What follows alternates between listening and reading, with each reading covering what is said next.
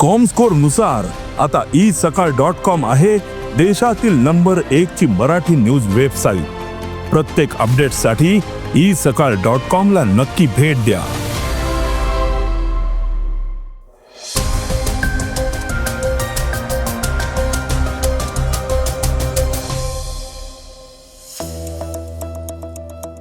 विमा, आरबीआय आणि नाबार्डसाठी मोठ्या पगार आणि पेन्शनमध्ये वाढ जाहीर करण्यात आलेली आहे, तर ट्रम्प यांच्या भूमिकेमुळे अण्वस्त्रांचा धोका वाढतोय।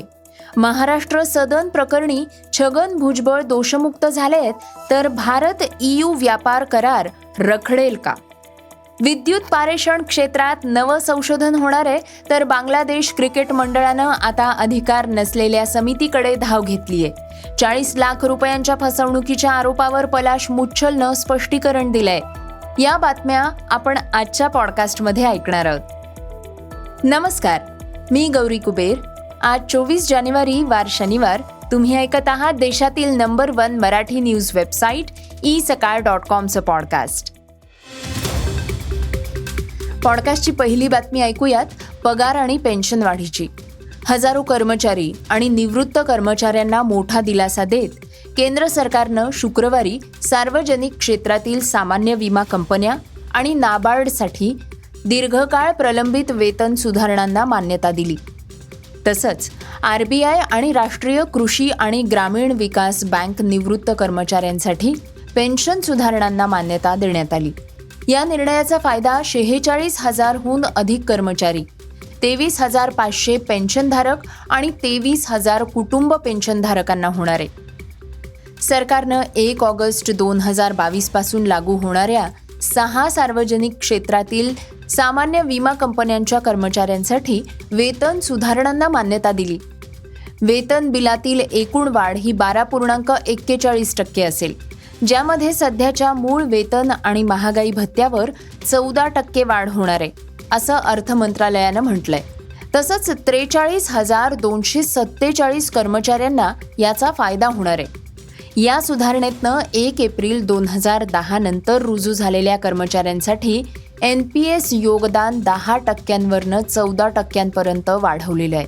कुटुंब पेन्शन एक समान 30% दरानं निश्चित करण्यात आलेली आहे, ज्याचा फायदा 14,615 कुटुंब पेन्शनधारकांना झालाय। पॉडकास्टची दुसरी बातमी आहे अण्वस्त्रांच्या धोक्याची।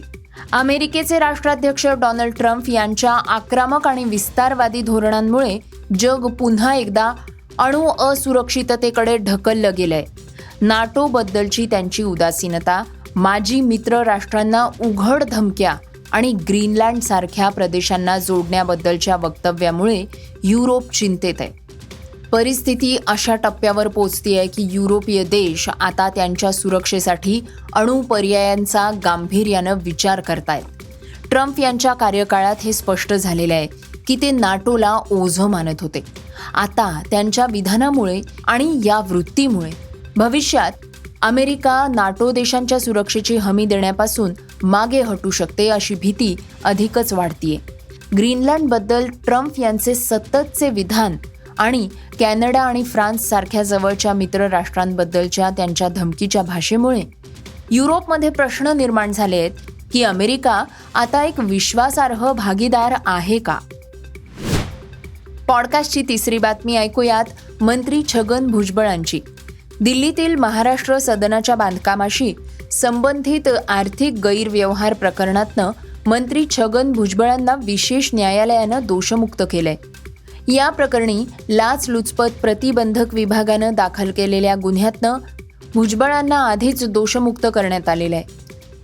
त्यामुळे त्या आधारे दाखल केलेलं सक्त वसुली संचालनालयाचं प्रकरण कायम राहू शकत नाही, असं न्यायालयानं भुजबळ यांना दिलासा देताना नमूद केलं। या निर्णयामुळे महाराष्ट्र सदन बांधकाम प्रकरणाला पूर्णविराम मिळालेला आहे। भुजबळ हे सार्वजनिक बांधकाम मंत्री असताना त्यांच्या कुटुंबियांनी महाराष्ट्र सदनाच्या बांधकामासाठी एका कंपनीला कंत्राट देताना लाच घेतल्याचा आरोप तपास यंत्रणेनं केला होता। त्याचप्रमाणे कंपनीनं भुजबळांचा मुलगा पंकज आणि पुतण्या समीर हे संचालक असलेल्या कंपनीच्या खात्यात लाचेची रक्कम हस्तांतरित केली. या प्रकरणी ACBनं गुन्हा दाखल केल्यानंतर त्या आधारे ईडीनं भुजबळांविरुद्ध तपास सुरू केला होता. भुजबळ यांना या प्रकरणी अटकही करण्यात आली होती. पॉडकास्टची चौथी बातमी एका व्यापार कराराची. भारत आणि युरोपियन युनियनमध्ये दीर्घकाळापासून प्रलंबित असलेला व्यापार करार हा पुढल्या आठवड्यात अंतिम होण्याची अपेक्षा आहे. अहवालानुसार हा करार 27 जानेवारी रोजी होणार आहे. त्यापूर्वी अशा बातम्या समोर येत आहेत की ज्यामुळे युरोपियन युनियन सोबतचा हा करार रखडेल की नाही याबद्दल शंका निर्माण होतीये. युरोपियन युनियननं भारताच्या निर्यातीबाबत एक मोठा निर्णय घेतलाय. 1 जानेवारी 2026 पासनं युरोपियन युनियननं सामान्यीकृत पसंती योजनेअंतर्गत भारताला देण्यात येणाऱ्या टॅरिफ सूट स्थगित केल्या आहेत. या निर्णयाचा परिणाम भारताच्या EUला होणाऱ्या एकंदरीत निर्यातीपैकी सुमारे 87% निर्यातीवर होणार आहे. पॉडकास्टची पाचवी बातमी महापारेषणची. महाराष्ट्र राज्य विद्युत पारेषण कंपनी लिमिटेड आणि वीरमाता जिजाबाई तंत्रज्ञान संस्था यांच्यात विद्युत पारेषण क्षेत्रातील उद्योग शैक्षणिक सहकार्य अधिक बळकट करण्यासाठी सामंजस्य करार करण्यात आलेला आहे.